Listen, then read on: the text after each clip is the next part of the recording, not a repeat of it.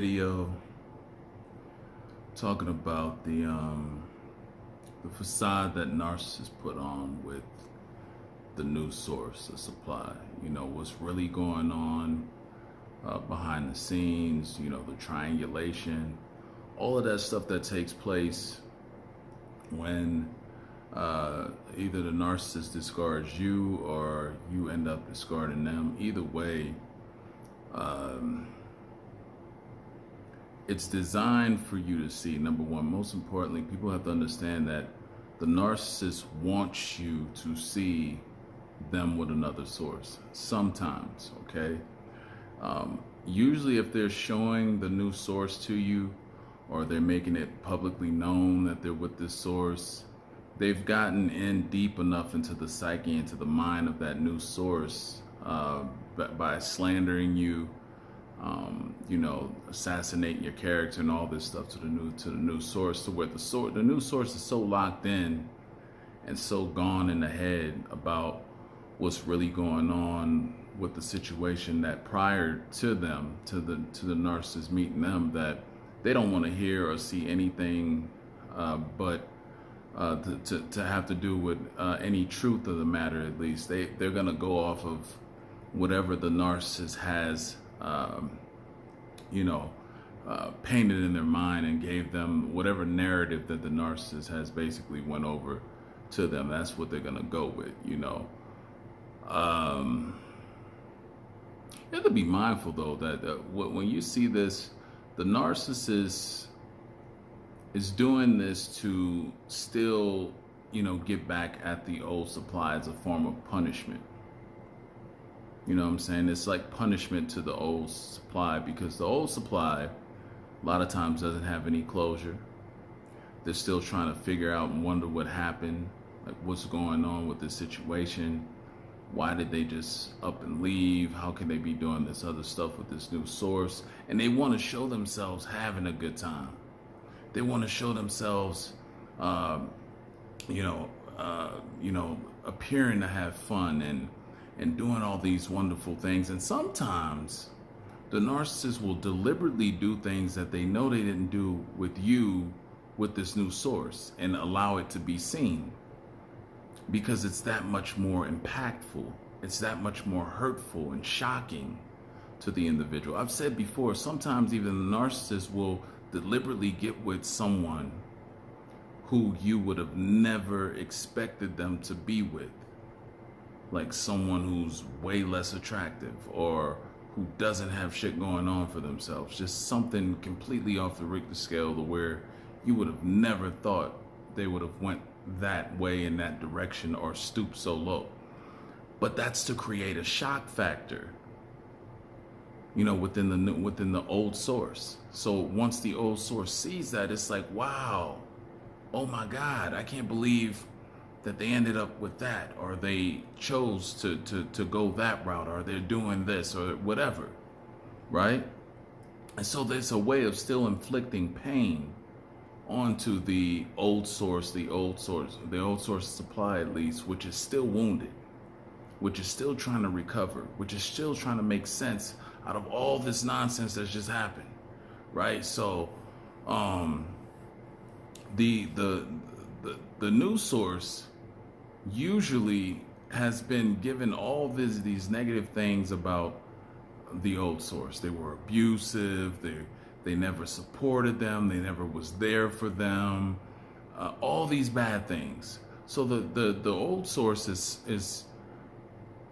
is completely blindsided by all of the underhanded tactics that the narcissist is working right underneath their nose, right? They don't see it. They have no clue. But the narcissist is basically using the new source to antagonize the old source of supply with triangulation. And this is something that it's pretty effective in that way, because the old source, at least, is still trying to figure out what the hell's going on with the narcissist. How could they just up and abruptly just drop them. And I've always said the narcissist already had a new source. The new source that you see them with, they already had them lined up. They were already in the picture, just unseen by you. They didn't just magically run into this new source and they have a full-fledged blown relationship with somebody just out of the clear blue. No, they were already working this person. They were already lining them up and grooming them and conditioning them to take your place. That's how they operate. That's how they make their moves. That's what they do. And so while you're, recovering and trying to make sense out of it, a lot of you, and I always say, don't go looking at the social medias. That's the worst thing you can do. And I know curiosity sometimes get the best of people, but if you go looking at the social media, that is going to be a emotional booby trap. And I say what an emotional booby trap is, something that the narcissist is deliberately laying down for you to walk right into, that's going to hurt you emotionally. Because on average, they know you're still going to be trying to check up on them, wondering what's going on with them, wondering what's happening to them and why they abruptly left, what are they doing, what's going on this other side. And they're going to leave a trail of booby traps, emotional booby traps for you to walk into. And if you go looking, you're going to find them.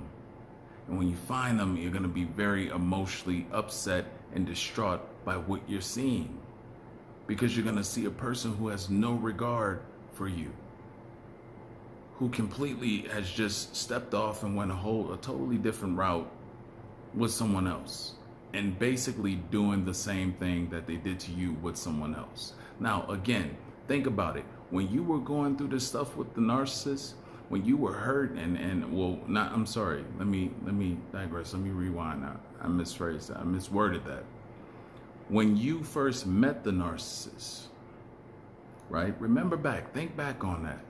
There was this situation where they were painting where, something went wrong with them, or the other person did this and left them however, right? And think back. Didn't you have this phase where everything was fun and wonderful in the beginning?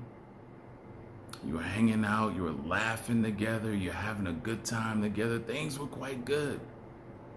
But think back. Didn't that move and transition into a devaluation stage? Don't you remember being devaluated? Don't you remember being at the end discarded and having to see the narcissist on and off, moved on and off with someone else, right?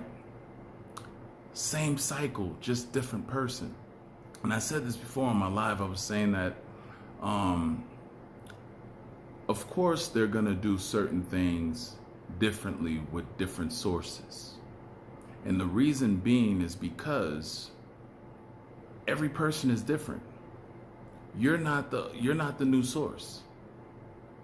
You don't think like them. You have different personalities, so they have to customize the things that they do with new sources in a certain way, right? So they're not going to do the same thing that they did with you to the new source. So of course there's going to be things you're going to look back and see and be like, well, they never did that with me. Well, you're not that source. There's different things that they have to do to appeal and appease that new source. And it may not be exactly the same thing that they did with you as what they're doing with this new source. So don't get caught up on that if you see or hear about that, right? And I know that's big for people, especially when they're in a position of trying to recover and get themselves right.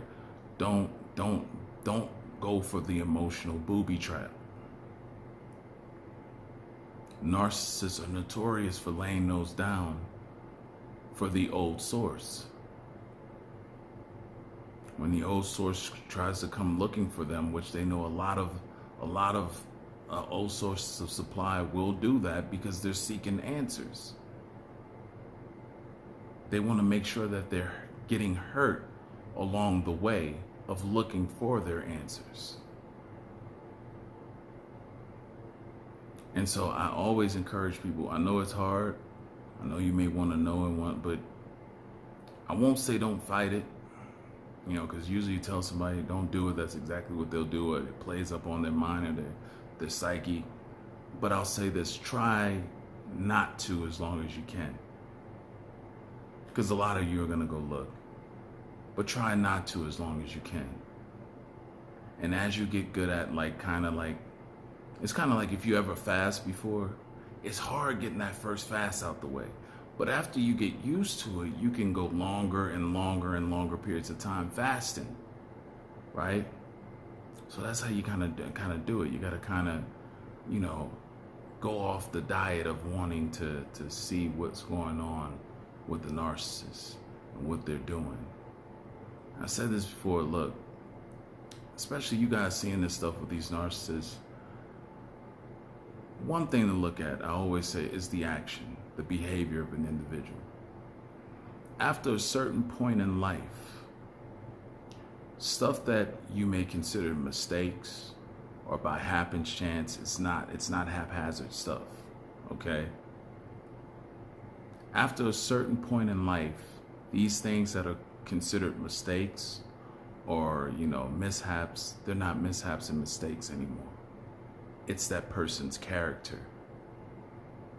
You can only go so long with mistakes and mishaps until it becomes your character, until it becomes the very being that you are. Don't mistake things that you see from individuals that's off or that's inconsiderate or that's rude or disrespectful, especially at a certain age. That's not accidental. That's who they are. That's their character. So don't mistake that and don't buy the excuses. Anyway, try your best to not get so caught up, especially around the holidays, everyone. Try not to get so caught up in if you are seeing a narcissist doing stuff with other people and you're seeing them move on. It's just a part of another cycle with another individual. Anyway, that's all I have to say for now. Make sure you hit that like button. Make sure you subscribe, share the videos for anybody who might be able to benefit from them. I thank all of you for your support. Another year is out the way. We're heading into 2020. Be good to yourselves. Stay strong. And be on the lookout for Departure of Empathy 2, which is going to be coming out soon.